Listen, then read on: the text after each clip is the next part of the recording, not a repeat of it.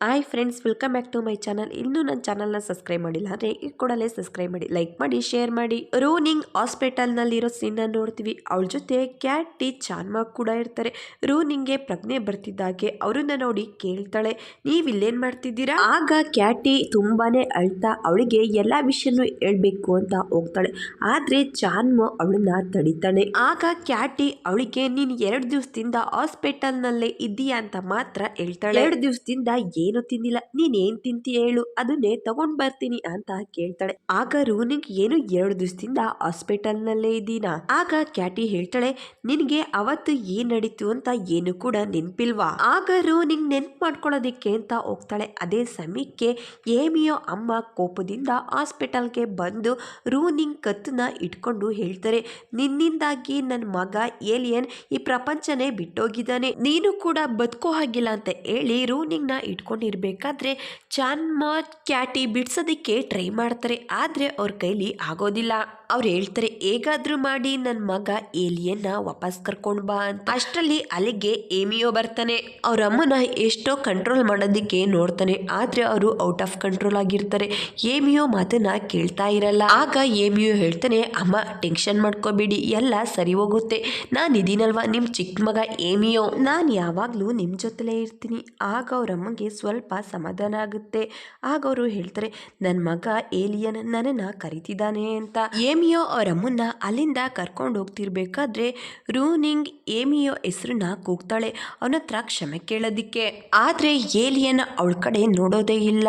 ಅವ್ರ ಅಮ್ಮ ರೂನಿಂಗ್ ಕಡೆ ನೋಡ್ತಾ ಹೇಳ್ತಾರೆ, ನಿಮ್ಮಮ್ಮ ಕೂಡ ಈ ಪ್ರಪಂಚನ ಬಿಟ್ಟೋಗಿದ್ದಾರೆ, ಅದಕ್ಕೆ ಕಾರಣ ನೀನೇ. ಅವ್ರ ಮಾತು ಕೇಳಿ ರೂನಿಂಗ್ಗೆ ಉಸಿರಾಡೋದಿಕ್ಕೆ ಆಗೋದಿಲ್ಲ. ಆಗ ಕ್ಯಾಟಿ ಹೇಳ್ತಾಳೆ, ಪ್ಲೀಸ್ ಈ ರೀತಿ ಎಲ್ಲ ಮಾತಾಡಬೇಡಿ, ದಯವಿಟ್ಟು ಸುಮ್ಮನೆ ಇರಿ. ಆದ್ರೆ ಏಮಿಯೋ ಅಮ್ಮ ಸುಮ್ಮನೆ ಇರಲ್ಲ. ನಿಮ್ಮಮ್ಮ ನಿನ್ ಕಣ್ಣೆದುರುಗಡೆನೆ ಡೆತ್ ಆಗಿದ್ದಾರೆ, ನೀನು ಕೂಡ ಜೀವನ ಪೂರ್ತಿ ಅದೇ ಗಿಲ್ಟಲ್ಲಿ ಕೊರುಕ್ತಾ ನೀನು ಕೂಡ ಒಂದ್ ದಿವಸ ಡೆತ್ ಆಗ್ತೀಯ. ಆಗ ಏಮಿಯೋ ಅವ್ರ ಅಮ್ಮನ ಸುಮ್ಮನಿರೋದಕ್ಕೆ ಹೇಳಿ ಅಲ್ಲಿಂದ ಕರ್ಕೊಂಡು ಹೋಗ್ತಾರೆ. ಮತ್ತೊಂದ್ ಕಡೆ ರೂನಿಂಗ್ ಆರೋಗ್ಯ ಮತ್ತಷ್ಟು ಹಾಳಾಗುತ್ತೆ. ಅವ್ರ ಅಮ್ಮ ಡೆತ್ ಆಗಿದ್ದಾರೆ ಅನ್ನೋ ಸುದ್ದಿ ಕೇಳಿ ಅದೇ ಸಮಯಕ್ಕೆ ಡಾಕ್ಟರ್ ಬಂದು, ಮಿಸ್ ರೂನಿಂಗ್ ಈಗ್ಲೇ ಬಂದು ನಿಮ್ ತಂದೆನ ನೋಡ್ಬೇಕಾಗುತ್ತೆ. ಆಗ ಕ್ಯಾಟಿ ಕೇಳ್ತಾರೆ, ಯಾಕ್ ಡಾಕ್ಟರ್? ಆಗ ಡಾಕ್ಟರ್ ಹೇಳ್ತಾರೆ, ಅವ್ರನ್ನ ಸ್ವಲ್ಪ ಕರ್ಕೊಂಡ್ ಬನ್ನಿ ಅಂತ. ಕ್ಯಾಟಿ ಚಾನ್ಮ ರೂನಿಂಗ್ ನ ಕರ್ಕೊಂಡ್ ಬರ್ತಾರೆ. ಆಗ್ಲೇ ಅಲ್ಲಿ ತುಂಬಾ ಜನ ನಿಂತಿರ್ತಾರೆ. ಡಾಕ್ಟರ್ ಕೇಳ್ತಾರೆ, ಇವ್ರ ಫ್ಯಾಮಿಲಿ ಮೆಂಬರ್ ಯಾರು ಅಂತ. ಆಗ ಕ್ಯಾಟಿ ಹೇಳ್ತಾಳೆ, ರೂನಿಂಗ್ ಅಂತ. ಆಗ ಡಾಕ್ಟರ್ ಹೇಳ್ತಾರೆ, ನೀವು ತಯಾರಾಗಿರಿ, ಕೊನೆಯದಾಗಿ ನಿಮ್ ತಂದೆನ ನೋಡೋದಿಕ್ಕೆ ಅವರು ಕೊನೆ ಉಸಿರು ತಗೋತಾ ಇದ್ದಾರೆ. ಅವ್ರ ಮಾತು ಕೇಳಿ ರೂನಿಂಗ್ಗೆ ಮತ್ತಷ್ಟು ಶಕ್ ಆಗುತ್ತೆ. ಆಗ ಕ್ಯಾಟಿ ಹೇಳ್ತಾಳೆ, ಈ ರೀತಿ ನೀವ್ ಹೇಳೋದಿಕ್ಕೆ ಹೇಗ್ ಸಾಧ್ಯ, ಹೇಗಾದ್ರೂ ಮಾಡಿ ಅವ್ರನ್ನ ಕಾಪಾಡಿ ಅಂತ ಕೇಳ್ಕೊಂಡು ಅವ್ರ ಫ್ರೆಂಡ್ ನ ಹಗ್ ಮಾಡ್ಕೊಂಡು ಅಳ್ತಾ ಇರ್ತಾರೆ. ರೂನಿಂಗ್ ಅವ್ರ ತಂದೆನ ನೋಡೋದಿಕ್ಕೆ ಒಳಗಡೆ ಬರ್ತಾಳೆ. ಕೊನೆಯದಾಗಿ ರೂನಿಂಗ್ ನ ನೋಡ್ತಾ ಮಾತಾಡ್ತಿರ್ಬೇಕಾದ್ರೆ ಅವ್ರ ಉಸಿರು ನಿಂತೋಗುತ್ತೆ.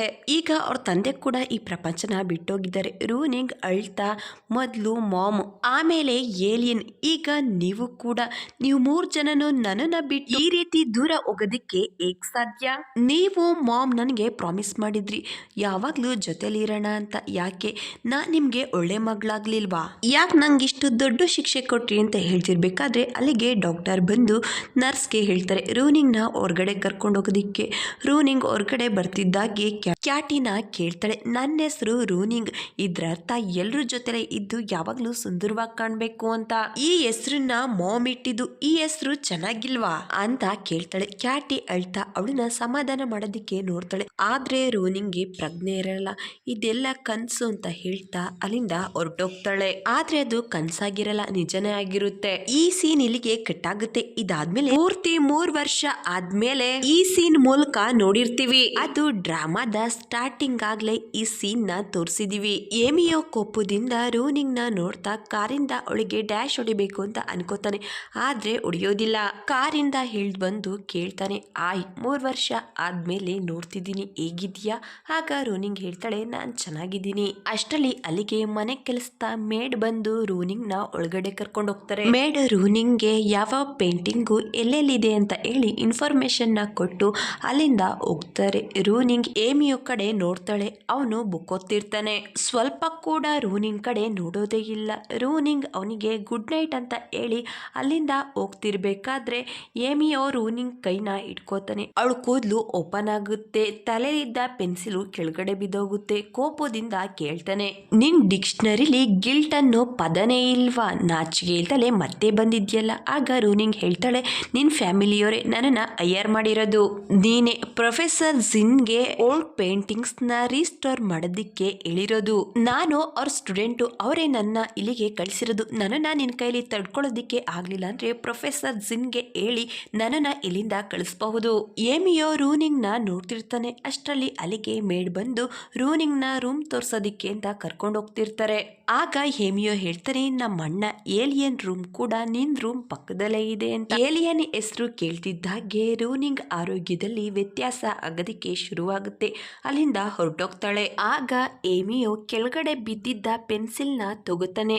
ರೂನಿಂಗ್ ಏಲಿಯನ್ ನೆನಪಕ್ಕಾಗಿ ಪೆನ್ಸಿಲ್ ನ ಅವಳ ತಲೆಗೆ ಸಿಗಿಸ್ಕೋತಿರ್ತಾಳೆ. ಹಿಂದೆ ಒಂದ್ಸಾರಿ ಏಲಿಯನ್ ಇದೇ ರೀತಿ ಅವಳ ಜೊತೆಗೆ ಪೆನ್ಸಿಲ್ ಹಾಕಿರ್ತಾನೆ. ಫೈನಲಿ ಮೇಡ್ ರೂನಿಂಗ್ಗೆ ಅವಳ ರೂಮ್ ನ ತೋರಿಸಿ ಅಲ್ಲಿಂದ ಹೋಗ್ತಾರೆ. ರೂನಿಂಗ್ ಇಲ್ಲೇ 1 ಮಂತ್ ಇರಬೇಕಾಗಿರುತ್ತೆ. ಬ್ಯಾಗಿಂದ ಮೆಡಿಸನ್ ಎಲ್ಲ ಈಚೆ ತೆಗ್ದಿಡ್ತಾಳೆ. ಆಕ್ಚುಲಿ ಇದು ಡಿಪ್ರೆಷನ್ ಮೆಡಿಸನ್ ಆಗಿರುತ್ತೆ. ಈ ಟ್ಯಾಬ್ಲೆಟ್ ಅನ್ನ ಅವಳು ಟೈಮ್ ಕರೆಕ್ಟ್ ಆಗಿ ತಗೋಬೇಕಾಗಿರುತ್ತೆ. ಅದೇ ರೀತಿ ಬ್ಯಾಗಿಂದ ಒಂದು ಪೋರ್ಟ್ರೇಟ್ ನ ಕೂಡ ತೆಗಿತಾಳೆ. ಇದನ್ನ ಏಲಿಯನ್ ರೂನಿಂಗ್ ಆಗಿ ಬಿಡಿಸಿರ್ತಾನೆ. ಅದರಿಂದ ಆ ಪೋರ್ಟ್ರೇಟ್ ನ ಅವಳ ರೂಮಲ್ಲೇ ಇಟ್ಕೋತಾಳೆ. ಈಗ ನಾವು ಶೈನ್ ನೋಡ್ತೀವಿ, ತುಂಬಾನೇ ರಿಚ್ ಆಗಿರ್ತಾಳೆ.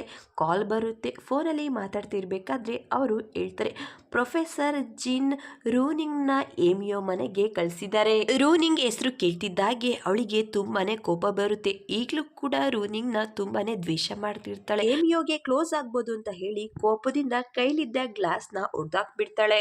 ನೆಕ್ಸ್ಟ್ ಡೇ ರೂನಿಂಗ್ ಕೆಳಗಡೆ ಬಂದು ಅವಳ ಕೆಲ್ಸಕ್ಕೆ ಹೋಗ್ತಿರ್ತಾಳೆ. ಈಗಲೂ ಕೂಡ ಅವಳ ತಲೆಯಲ್ಲಿ ಬ್ರಷ್ ಇರುತ್ತೆ. ಮೇಡ್ ಅವಳನ್ನ ಬ್ರೇಕ್ಫಾಸ್ಟ್ ಮಾಡೋದಿಕ್ಕೆ ಇರೋದಿಕ್ಕೆ ಹೇಳ್ತಾರೆ. ಆದ್ರೆ ಅವಳು ಇರೋದಿಲ್ಲ. ಅಲ್ಲಿಂದ ಹೋಗ್ತಿರ್ತಾಳೆ. ಏಮಿಯೋ ಮನ್ಸಲ್ಲಿ ಈಗಲೂ ತುಂಬಾನೇ ಕ್ವಶನ್ ಇರುತ್ತೆ. ಅದರಿಂದ ರೂನಿಂಗ್ ಹಿಂದೆಲೆ ಬಂದು ಅವಳನ್ನ ಕಾರಲ್ಲಿ ಕೂರಿಸಿ ಅವಳ ತಲೆಯಲ್ಲಿ ಇದ್ದ ಬ್ರಷ್ ನ ತೆಗೆದು ಕೆಳಗಡೆ ಬಿಸಾಕ್ತಾನೆ. ಇದಾದ್ಮೇಲೆ ಇಬ್ರು ಕಾರಲ್ಲಿ ಹೋಗ್ತಿರ್ಬೇಕಾದ್ರೆ ಸ್ವಲ್ಪ ಕೂಡ ಮಾತಾಡೋದಿಲ್ಲ.